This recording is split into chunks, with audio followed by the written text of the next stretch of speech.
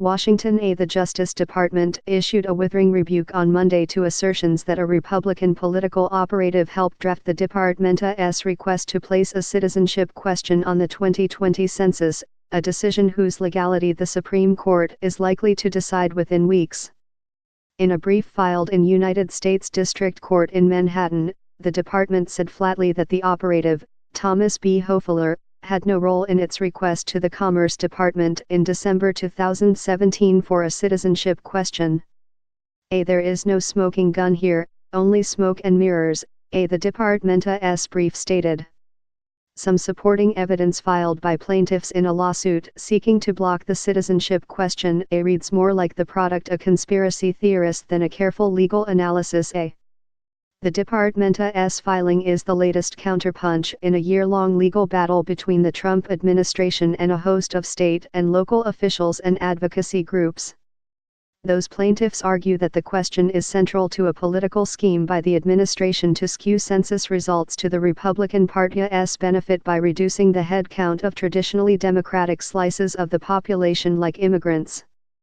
3 federal courts have agreed that the Justice Department's stated reason for seeking detailed citizenship data to better enforce the 1965 Voting Rights Act is not credible, but have stopped short of ascribing a political motive to the decision.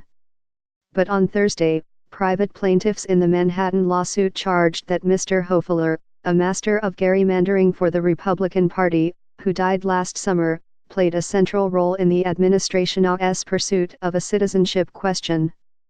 Documents found this spring on backups of Mr. Hofeller's laptop show that he wrote an unpublished 2015 study concluding that a citizenship question was essential to a plan by conservative strategists to reduce the number of Hispanics counted for redistricting purposes.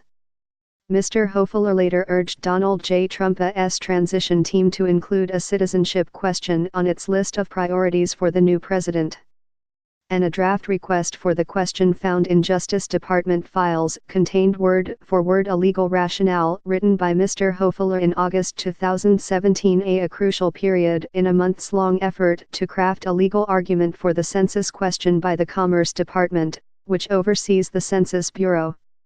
In its brief filed on Monday, the Justice Department did not explain how Mr. Hofeller's language wound up in the draft request for the citizenship question.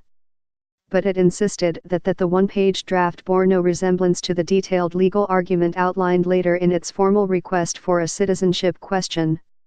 It also said there was no evidence that Mr. Hofeller's 2015 study served as a template for that request. A broad range of other legal studies and briefs raised the same legal issues cited in Mr. Hofeller's study, the department argued. Given that, the department said, the filing by opponents of the census question borders on frivolous, and appears to be an attempt to reopen the evidence in this already closed case weeks before the Supreme Court is set to rule on the matter. Judge Jesse M. Furman of Federal District Court has scheduled a hearing on Wednesday to consider the plaintiffs' accusations, part of a motion in which they invited the judge to weigh sanctions against the department for withholding evidence and making false statements.